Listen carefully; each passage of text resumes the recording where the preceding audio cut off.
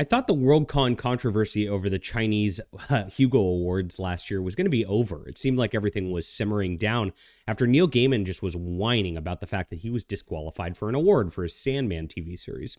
Now, none of these people who are complaining at this point were doing any complaining when people were rigging the awards against Larry Correia or Vox Day or anybody like that. When it's against their political enemies, they were cheering it on. When Worldcon banned me in 2018, libeling me as a, quote, racist bully on their website, and it was libel, the courts ruled it, they were forced to apologize. I actually had to take them to court over this. These people didn't go and say, you know what, John Delarose deserves his free speech, he's a conservative in the arts, we're going to stand up against censorship, and we want him to be part of our community. No, they cheered it on. These people said it was great that they were banning me just for reporting the news like this at the end of the day that they don't want to hear. I'm one of the few honest people in the news and that don't shill for these big corporations at this point, and they can't have that because too many of them are dependent on these corporations for any of their livelihoods whatsoever. That's what it comes down to. And now they're dependent on communist China, at least for their clout in the industry. That's exactly what happened with Worldcon here, is the people in the Hugo Awards committee were more concerned about the Chinese government and the clout than doing what was right.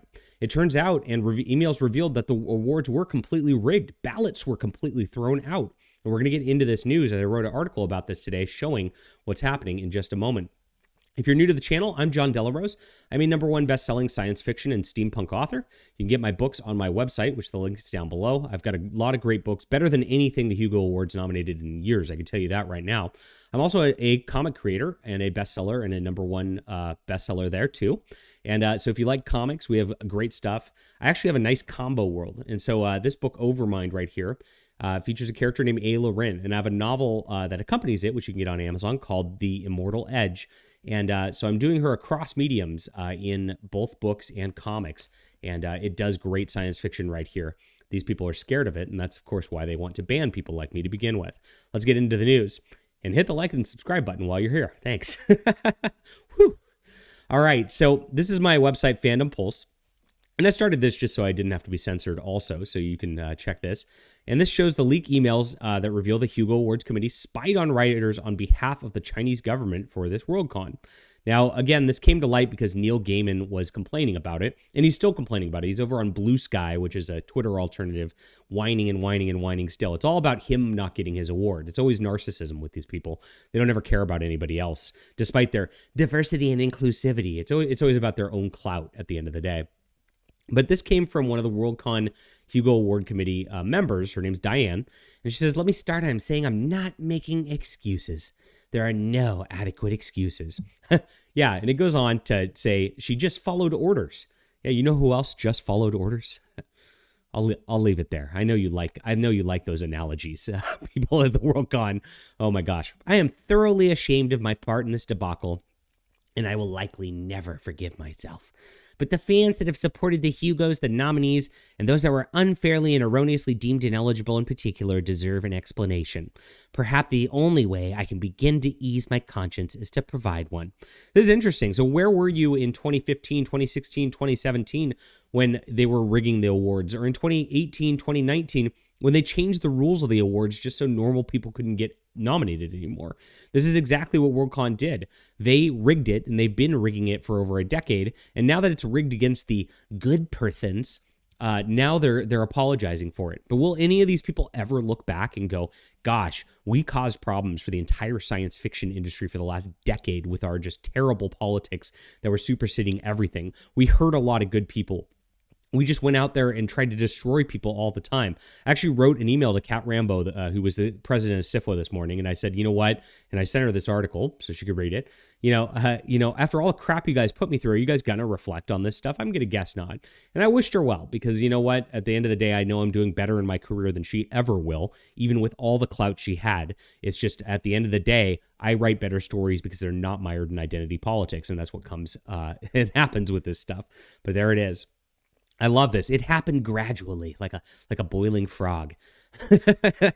Gosh, does this sound like literal Nazi Germany to you guys? We vetted entries, always checking length, publication dates.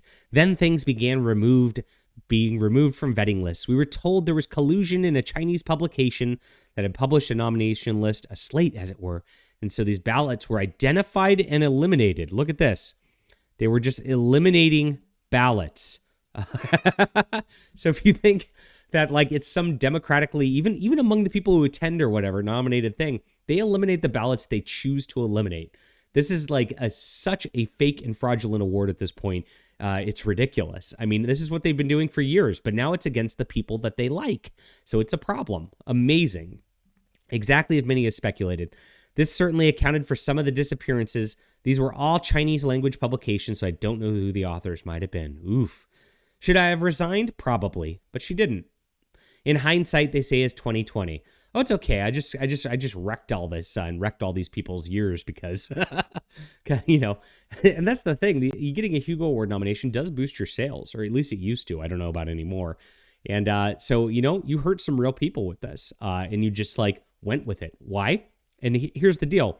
Because you wanted clout from the freaking Chinese government. You wanted your little position in the Hugo Awards. You wanted your little fiefdom in science fiction where people just kiss your ass all day long. And so you did the wrong thing in order to maintain that. That's what you did. It wasn't a hindsight thing. You knowingly did this at the time. And you know what? This has been going on for years, and it's disgusting. And this is exactly why nobody respects Worldcon anymore. Nobody respects science fiction anymore at all. So here it is. As far as Dave's apparent actions in cooking the results, I had to say I didn't expect that either. So she throws this guy Dave under the bus, right? He's worse than me. And if I had, like many others would have said, I would have imagined he'd do a better job. Again, I'm not making excuses. I sincerely apologize to my community. Aww. Well, that makes it better. There's this whole document here, which is, of course, in the article that shows all the email chains back and forth. And it goes crazy. Like they're spying on people on behalf of China. They're going and like looking at their individual posts to different platforms, like researching into authors in like a really creepy and personal way in order to try to get them on behalf of China. And of course, making sure that they're censored on behalf of China. That's what happened here. I'll leave this article in the description below so you can read the whole thing for yourselves. It's absolutely crazy. But gosh, it's just another blow for Worldcon's integrity, which they had none to begin with. They're just pretending like they did. And this is the one time that they'll actually apologize. When will I get my apology? When will Vox Day get his apology? When will Larry Correia get his apology? We're waiting. Thank you.